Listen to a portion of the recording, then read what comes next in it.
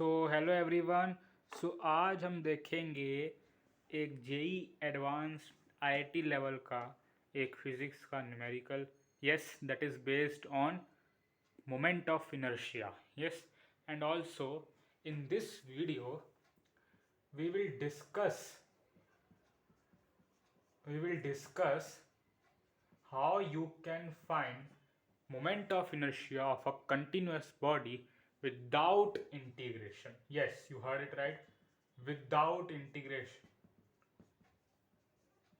that is without taking the element and then take its mass per unit length, mass per unit area, or mass per unit volume, and then integrating it, then taking the limits and all of that mathematics part. Without integration, now we are doing moment of inertia. We are finding moment of inertia, and it is a IIT advanced level problem. Yes, which can be solved with integration, but that's a very long method. But this is concept method. Concept is very important. Yes, so what IIT has asked is that find the moment of inertia of an equilateral triangle about its centroid. That is, the axis is this, perpendicular to the surface and passing through the centroid, that is the center of mass of a equilateral triangle. So that's an equilateral triangle, and these are its sides. So its mass is capital M, let's say, and its length is capital or small l. Yes, small l. You have to find moment of inertia. Yes, so how you can find it out? So basic method is integration, but that's a very long method. You need to be very fast in such competitive examinations. So what you should do is that basically you have to keep one thing in mind, and that's in your mind already. And what's that is कि moment of inertia जो होता है वो तब तक change नहीं होता जब तक पार्टिकल्स की ना ओरिएंटेशन चेंज ना हो जाए. व्हाट आई मीन टू से is that the moment of inertia of a ring and hollow cylinder are the same. Moment of inertia of disk, obviously circular disk, and solid cylinder are also the same. Why? What's the reason? Reason is that ring is what? Ring is like one element of the hollow cylinder. Hollow cylinder is what? Taking up a number of infinite rings, and just like disk and solid cylinder. Yes, so if we attach equal amounts of masses at equal distance from the axis, then the moment of inertia will not change. Again, if we attach equal masses of equal dimensions such that their perpendicular distance from the axis is same, then the moment of inertia will not get affected. Although the length will change, the mass of the system will change, but overall moment of inertia about that point remains constant. So what about thinking this one? If we think like this, please focus. It's a very beautiful and very logical, very fast method of finding the moment of inertia. Yes, so this is a big equilateral triangle of side length 2l. Yes, side इसकी क्या है? 2 है. 2 times मतलब original वाले ही. और ये आपका क्या है? एक और इक्विलेटरल ट्रायंगल है, and that's the original equilateral triangle which is given here, and that's its centroid. So what I mean to say is that when it's moving around this like this, when it's moving around, rotating around the axis like this, now this whole system is rotating around this axis like this. So the mass of the attached triangles is the same. The length is also the same. This is L, this is also L, this is L, this is L, and this is also L. Although the whole becomes 2L, but these 1, 2, and 3 triangles which are joined to this are like same, and their perpendicular distance from their center of mass to the central axis is the same if we join them together. Yes, it is the same. Let's say this is A, so this is also A, that is this becomes twice of A. So what's the main point is that if we attach equal masses of equal dimensions such that their perpendicular distances from the original axis is the same, the moment of inertia will not get affected. Yes, this is the first concept. First concept used to get the moment of inertia without any integration. Now, what's the second concept? Second concept क्या है, बिल्कुल ध्यान समझिएगा इसको. Second concept इतना मुश्किल नहीं है, इजी है समझने में. देखो, कोई भी मोमेंट ऑफ इनर्शिया होता है, उसका फॉर्मूला, जनरल फॉर्मूला कैसे लिखते हैं, not formula, general formula, that's K M L square, or you can say lambda ml square, gamma ml square, alpha ml square. That's not matter. Yes. So what is kml square?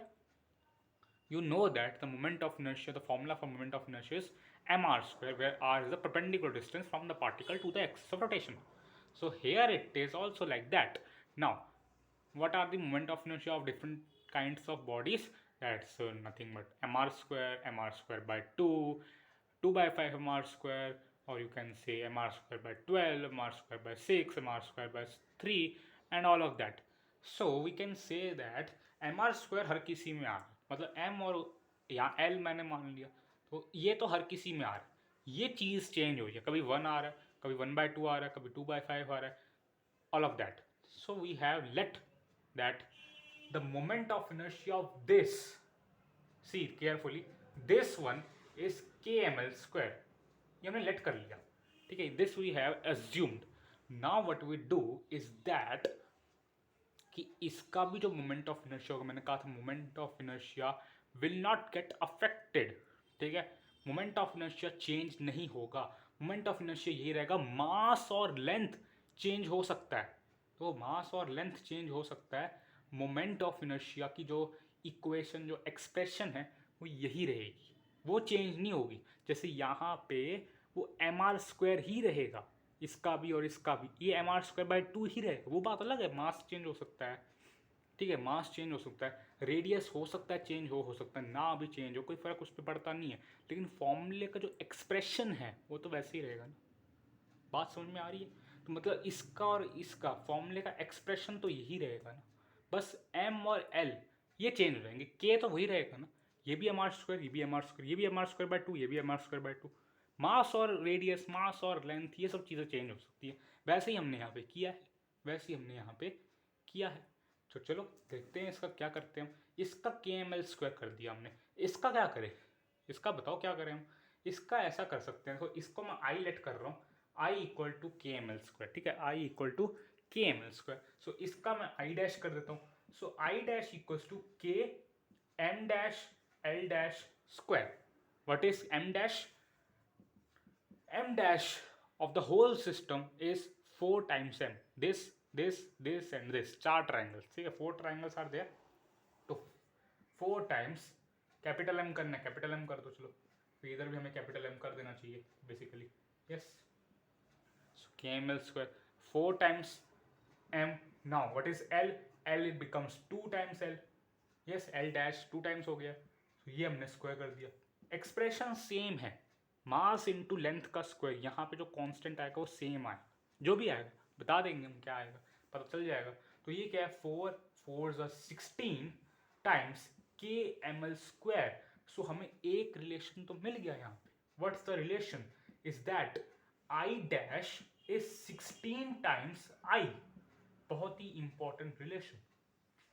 हमें ये नहीं पता चला कि इसका moment of inertia क्या है. We don't know what's the moment of inertia of this, but we know their relation. That's the new moment of inertia is 16 times this. Yes, 16 time moment of inertia बढ़ गया है. ठीक है, बढ़ गया है, लेकिन एक्सप्रेशन यही रहेगा. ठीक है, मैंने ये नहीं कहा कि मोमेंट ऑफ इनर्शिया के एक्सप्रेशन पे कोई चेंज नहीं आएगा. मोमेंट ऑफ इनर्शिया खुद तो चेंज हो गई, एम आर स्क्वायर पे डिपेंड कर रहा है वो, खुद तो वो चेंज होगा ही, उसके एक्सप्रेशन में कोई चेंज नहीं आएगा. तभी हमने यही वाला फॉर्मूला जो हमने यहाँ लेट करा है वही लगा दिया यहाँ पे. ठीक है, के की जगह के ही रहने दिया हमने, के की जगह कुछ और अल्फ़ाबेट हमने नहीं लिया, तभी तो ऐसे आएगा. नहीं तो के ना होता, के डैश करता, तो फिर तो मैं नहीं बता सकता ना कि ये कितने टाइम्स है. के है तभी बताया ना कि आई डैश 16 टाइम्स आई है. नाउ अब हम क्या करें, हमें बेसिकली निकालना इसका है, ये इस पूरे का नहीं, निकालना तो यही है हमको. We have to find what is I. So for that we have to find K. So हमें के जो हमने खुद से इंट्रोड्यूस करा है उसको हम कैसे फाइंड आउट करेंगे. अब कहानी वहाँ पे हम घुमा देंगे अपनी. तो चलो उसको देखते हैं हम फटाफट से. Now for finding that we have to do some interesting thing. What's the interesting thing? Is that if you remember when I draw the diagram, I draw perpendicular, that's I name A. Yes, हमने उसको क्या नाम दिया था, A नाम दिया था उसको. और ज्योमेट्री के मेथड से ट्रिग्नोमेट्री लगा के इक्विलेटरल ट्रायंगल को देखकर हम ये कह सकते हैं कि A की जो वैल्यू आएगी ना आपकी, A की 2A की नहीं, डिस्टेंस कितना है 2A, हम अभी A निकाल रहे हैं. ठीक है, ध्यान रखना वो ज्योमेट्री आप अच्छे से देख सकते हो. IIT एडवांस कर रहे हो भाई आप, तो ज्योमेट्री तो आपको आ गई होगी इतनी अच्छी. तो फिगर अगर आपने नहीं देखी है तो पीछे चले जाओ, फिगर बना लो, फिर देखो कि ए की वैल्यू कैसे निकलेगी. ठीक है, सो ए की वैल्यू आपकी क्या आ जाएगी, L/2√3. मैं हिंट दे देता हूँ, यहाँ पे ट्रिग्नोमेट्री का इस्तेमाल कर लेना, ज्योमेट्री में ज़्यादा मत जाना. ट्रिग्नोमेट्री से और आसान तरीके से आ जाएगा. tan 30 डिग्री लगाना. ठीक है, tan 30 क्यों, क्योंकि वहाँ से वो बाइसेक्ट करेगा उसको. अगर आपने फिगर बनाई है तो समझ गए होगे, बाइसेक्ट करेगा उसको. ये परपेंडिकुलर है. ठीक है, ये ऐसे ये वाली हाइपोटेनस, ये इसका बेस जो कि क्या है L/2, ये क्या आएगा 30 डिग्री, पूरा 60 होता है इक्वल ट्रायंगल, समझ गए ना वो सब चीज़ें. सो ए की वैल्यू आ गई L/2√3. ठीक है, सो 2A की आसानी से हमारे पास वैल्यू आ गई L/√3, सिंपल.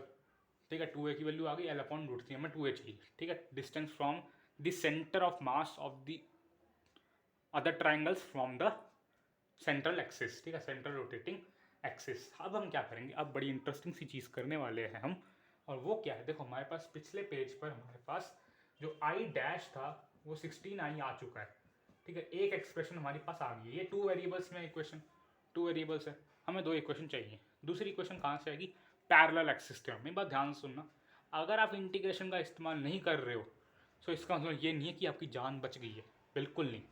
अगर आप इंटीग्रेशन का इस्तेमाल नहीं करोगे तो आपको बहुत सी चीज़ें खुद से पहले याद रखनी पड़ेंगी. ठीक है, जैसे कि सेंटर ऑफ मास कहाँ पे किसका कहाँ लोकेटेड है, कुछ मोमेंट ऑफ इनर्शिया भी आपको ध्यान रखने पड़ेंगे. इस क्वेश्चन में तो अभी इतनी ज़रूरत नहीं है, बट और भी मैं अगर आगे क्वेश्चंस लेकर आऊँगा तो आपको पता चलेगा उस चीज़ों से. पैरेलल एक्सिस थ्योरम और परपेंडिकुलर एक्सिस थ्योरम, इसमें तो आपकी पूरी PhD होनी चाहिए. मैं बता रहा हूँ, पूरी PhD होनी चाहिए, पूरी तरीके से आपको समझ होनी चाहिए. 2 मिनट में आंसर निकालना चाहिए आपका इन 2 थ्योरम से, तभी आप शॉर्ट ट्रिक का इस्तेमाल कर सकते हो. ये तो मेरी 15 मिनट की वीडियो बन चुकी है अब तक, तो इतना टाइम नहीं लगेगा, 5 मिनट में आंसर आ जाएगा अगर आपको इनमें अच्छी पकड़ है, पैरेलल एक्सिस थ्योरम और परपेंडिकुलर एक्सिस थ्योरम. ठीक है, चलो. सो ये रिलेशन हमारे पिछले पेज में आ गया था. अब देखो दूसरा हम कैसे निकाल सकते हैं, जो आई डैश है, जो कि पूरे सिस्टम का जो मोमेंट ऑफ इनर्शिया है, वो एक और तरीके से आ सकता है. कैसे, वो आ सकता है पैरेलल एक्सिस थ्योरम से. पैरेलल एक्सिस थ्योरम से कैसे आएगा, ध्यान से समझना. बीच वाला ट्राइंगल का हमने आई लेट करा था, है ना, KML², इसको हमने आई लेट करा था, तो एक तो वो आएगा. मोमेंट ऑफ इनर्शिया ऐड होते हैं, ये तो पता ही है ये टेंसर क्वांटिटी, बट इसको स्केलर की तरह ट्रीट किया जाता है.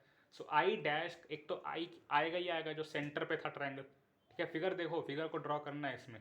ठीक है, आई, उसके बाद हमें 3 टाइम्स एक चीज़ करनी पड़ेगी. 3 टाइम्स करेंगे, क्योंकि बाकी बच्चे 3 ट्राइंगल.